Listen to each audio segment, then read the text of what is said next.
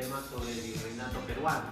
¿Ya? Hay que recordar que durante la época colonial o toda la época colonial que duró, no solamente el Perú fue la creación de un virreinato, existieron algunos más, como por ejemplo el virreinato de la Nueva España, lo que actualmente es México, el virreinato de la Nueva Granada, lo que es Ecuador, Colombia, el virreinato del Perú, conformaba el Perú y una parte de Bolivia. El mayor de todas y el más grande era el virreinato del Río de la Plata, Argentina, Uruguay, Paraguay y otra parte de Bolivia. Y dentro de los virreinatos también había las capitanías, Capitanía General de Chile, la Capitanía General de Venezuela, etc. ¿No, chicos? Pero sin embargo, hoy nos vamos a enfocar sobre lo que es el virreinato del Perú, desde el año 1542, cuando Carlos I V establece la nueva ley de Indias. Con este documento se oficializó la creación del virreinato del Perú hasta el año 1824. ¿Pero por qué 24? San Martín ya había proclamado la independencia en el año 1821. El que sucede es que San Martín, cuando proclamó la independencia, no había acabado con los españoles en totalidad, solamente por territorios. Es por eso que más adelante, con Simón Bolívar, España va a ser derrotado en la batalla de Junín y en la batalla de Cucho. Después de esa batalla, por fin España reconoce la independencia del Perú, firmando la capitulación de Ayacucho. Por eso, oficialmente, hasta el año 1824.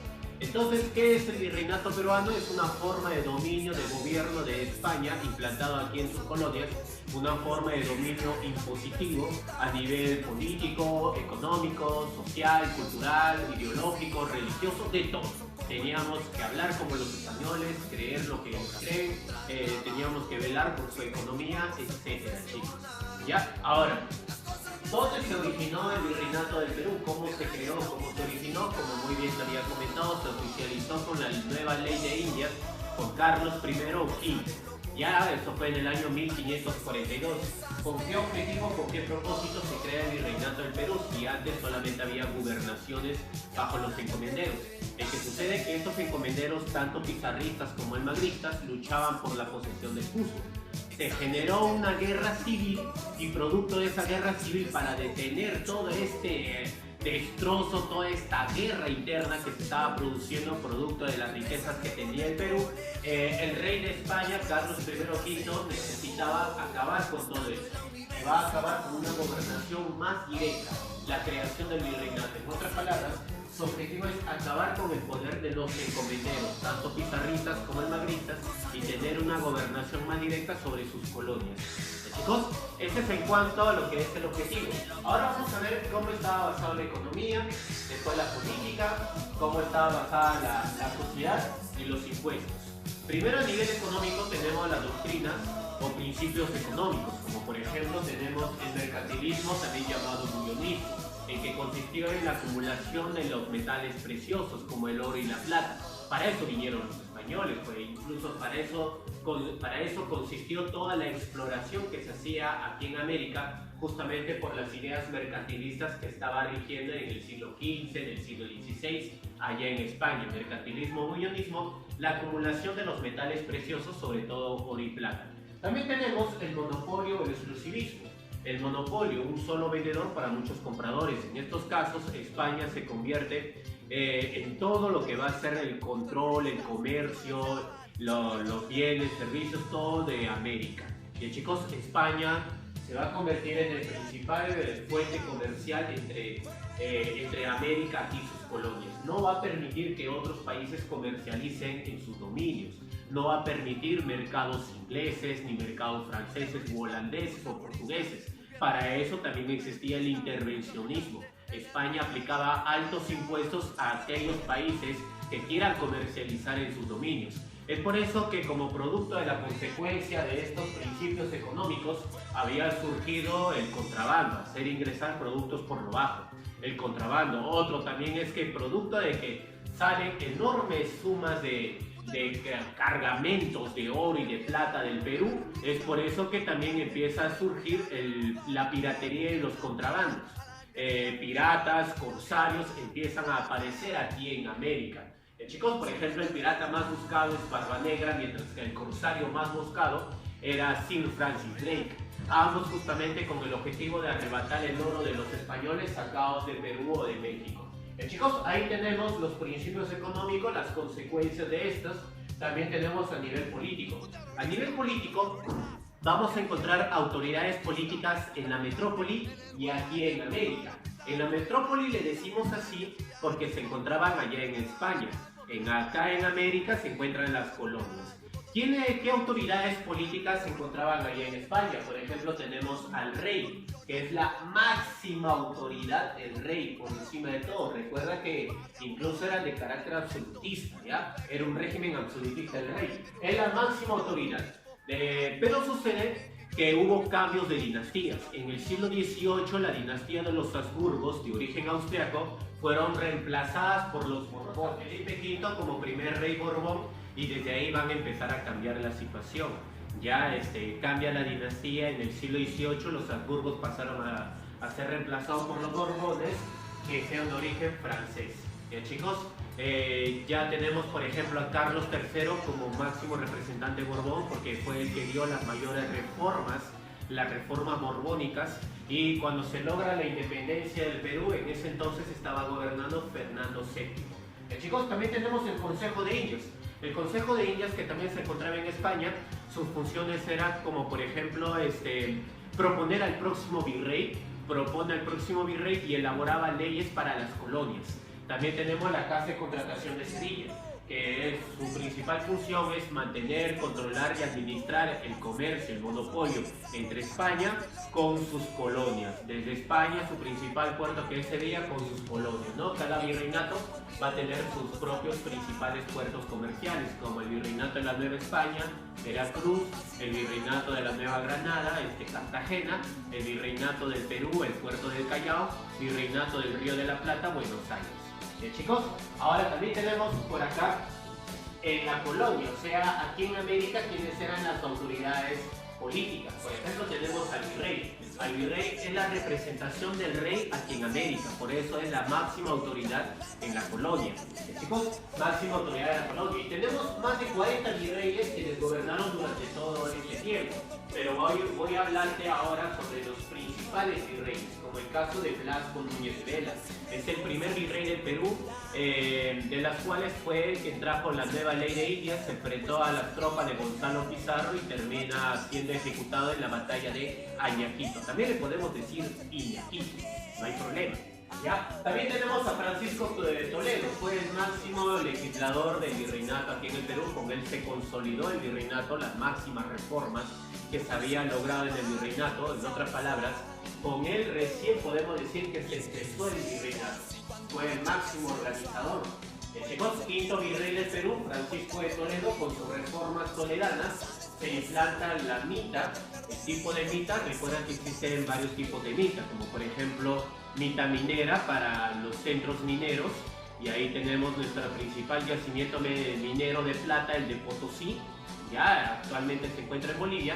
También están nuestros otros centros mineros como el de Huancavelica, de ahí obtenemos el mercurio o el azogue. ¿Para qué sirve eso? Justamente mediante una técnica llamada amalgama podíamos purificar el oro y la plata. Chicos, ahí está la mita minera, que era el más atroz, el más cruel, de 18 a 22 horas diarias de trabajo. Los indios que iban a la mita minera prácticamente eran para morir.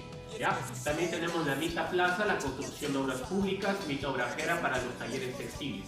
Recuerda que mita viene de ya un término, ya un tipo de trabajo desde la época incaica, que era el trabajo obligatorio en beneficio del Estado. Ahí está, las mitas y también el tributo indígena. Ya, el tributo indígena, en las cuales todos los varones indígenas mayores de 18 años tenían que pagar un impuesto 2 veces al año, en la fiesta de San Pedro San Pablo y en la fiesta de Navidad. Tenían que pagar 2 veces al año y cada vez era más excesivo ese impuesto. También acabó con la rebelión del último inca de Vilcabamba, Túpac Amaru I, acabó con la rebelión último inca de Vilcabamba. También crea las reducciones, que eran pequeñas comunidades indígenas. Antes los indígenas estaban dispersados, ocupaban un área geográfica mayor, pero solo van a ser reducidos sus espacios, van a ser reducidos, por eso se llama reducciones. También va a ser él quien va a traer el Tribunal de la Santa Inquisición, aunque en España y en Europa era conocido como el Tribunal del Santo Oficio. Chicos, ahí está Francisco de Toledo, máximo organizador del Virreinato del Perú, quinto virrey del Perú. También tenemos el virrey Amati Lluviet, que es considerado como el embellecedor de Lima, se construyó grandes obras públicas como la Plaza de Gallo, también teníamos la Plaza de Gallos, ¿no? El Coliseo de Gallos, la Alameda de los Descalzos, Iglesia del Nazaret. También expulsa a los jesuitas, terminó expulsando a los jesuitas debido a que esta orden religiosa controlaba la educación, ¿ya? Y muy aparte, seguro te acuerdas de él por el amorío, por el romance que tuvo con Micaela Villegas, conocida como la Telechona. Chicos, a Matiquidez también tenemos a Agustín de Jáuregui. Él logró acabar con la rebelión de Túpac Amaru II, no te confundas con él. Que Túpac Amaru II, su verdadero nombre es José Gabriel Condorcanqui, ya su rebelión allá en el siglo XVIII por la implantación de la reforma borbónica. Ya, ahí está José Gabriel Condorcanqui, solo que durante su rebelión se hizo llamar Túpac Amaru II. Ya también tenemos Fernando de Abascal, que acabó con las juntas de gobierno que se habían desarrollado aquí en América, aprovechando la crisis política española. Aquí en América ya se estaban formando corrientes separatistas. Juntas de gobierno, pequeños territorios dirigidos por criollos que buscaban separarse políticamente con España.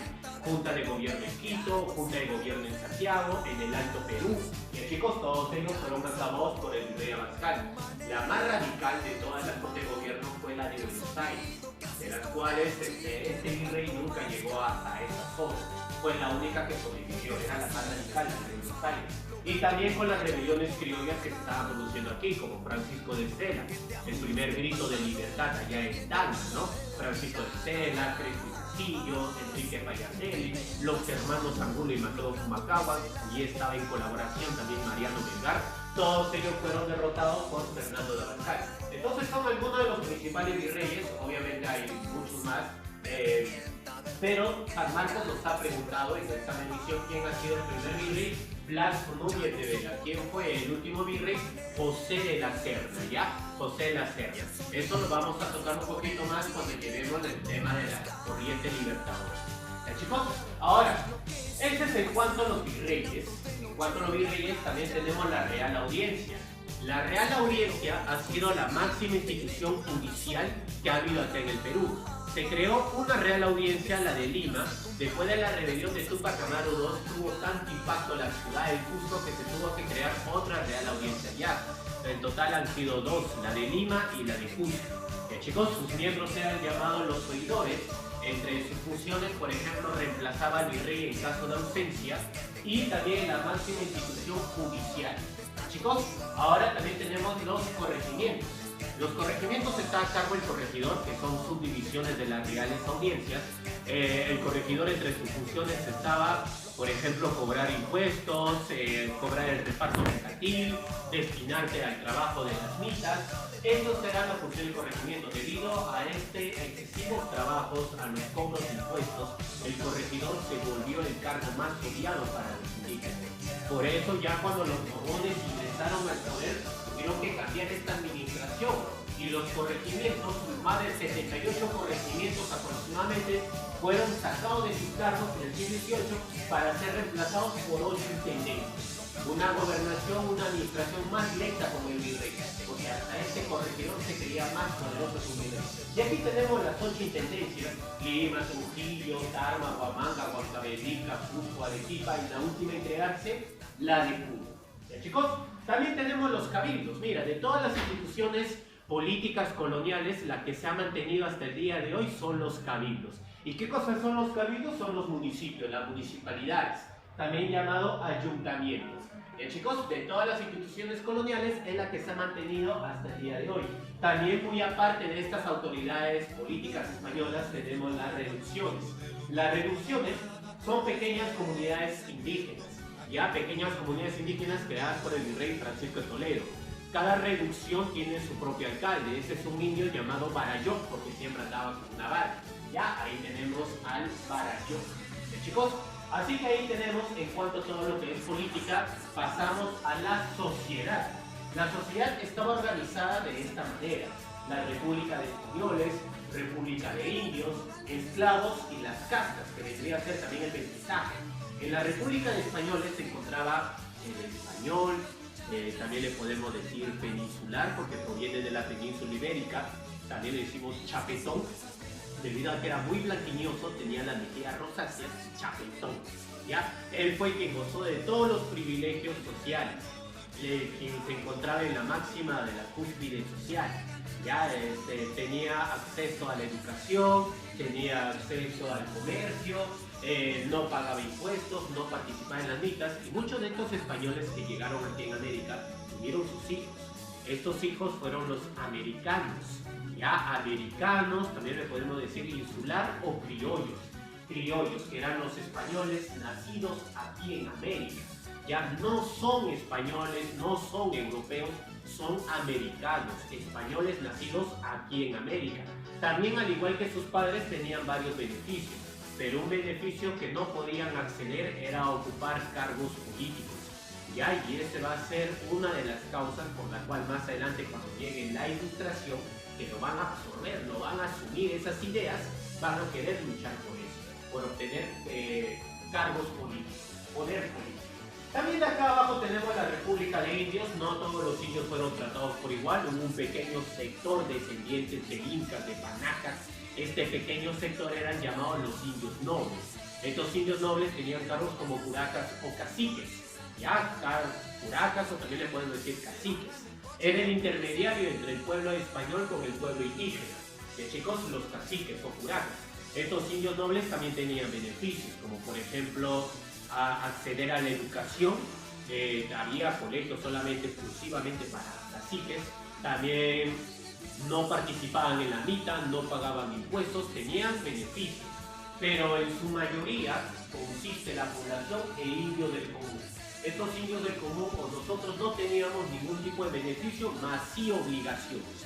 Obligaciones como pagar impuestos, participar en las mitas, habitar en las reducciones. Ahí tenemos a los indios del común, la mayoría de la población. Después de eso se encontraron los esclavos comercializados por Inglaterra, Portugal, traídos desde España, desde África, traídos desde la parte de África. Y acá tenemos, por ejemplo, el ladino, el bozal y el cimarrón. ¿Quién era el ladino? El ladino se le decía a los esclavos que ya sabían hablar español. El bozal, los esclavos que aún no aprenden a hablar español. Y si un esclavo se fugaba por los maltratos de su amo, eran llamados cimarrones. Estos esclavos fugados obviamente tenían que habitar fuera de las ciudades, porque si eras encontrado ibas a ser torturado. Por eso tenías que habitar fuera de las ciudades. Y una vez que habitabas fuera de las ciudades, formabas tus propias comunidades, comunidades de esclavos fugados, que eran llamados palenques.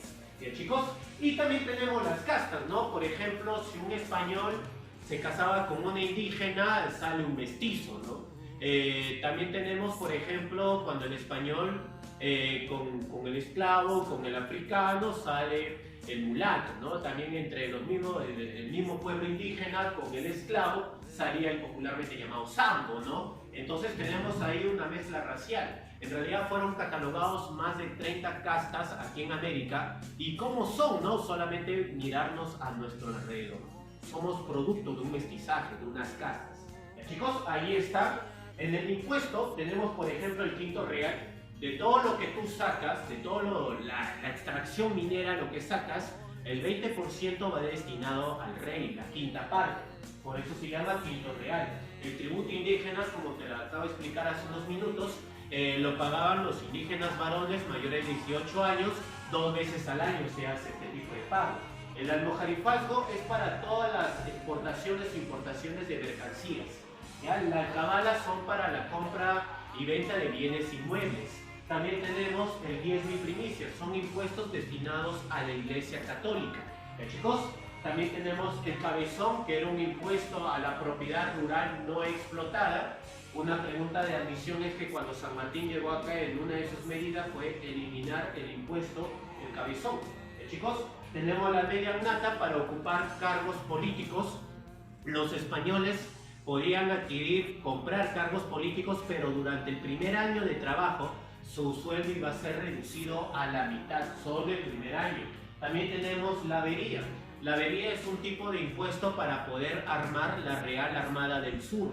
¿Qué cosa es eso? La flota española. Debido a los constantes ataques de piratas y corsarios, era necesario que estas embarcaciones estén preparadamente armadas. estén sujetos a armamentos para poderse defender contra los ataques. Y nosotros teníamos que pagar para eso. O sea, en otras palabras, tenemos que pagar para que al rey no le roben su oro y plata, ¿no? Que han sacado producto de nuestro trabajo y de nuestros recursos. Bueno, chicos, ese es en cuanto a lo que es virreinato. Recuerda que no es todo, siempre hubo también crisis en el virreinato, como las rebeliones indígenas, rebeliones criollas, ¿no? Que no estábamos de acuerdo con el sistema colonial. Existieron centros de difusores de la ilustración, Real con Victoria San Carlos, la Escuela San Fernando y muchas cosas más. Pero sin embargo, eso ya será un tema que tocaremos en los próximos videos. Y hasta acá nos estaríamos quedando. Un gusto con cada uno de ustedes. Cuídense mucho. Bendiciones a sus hogares.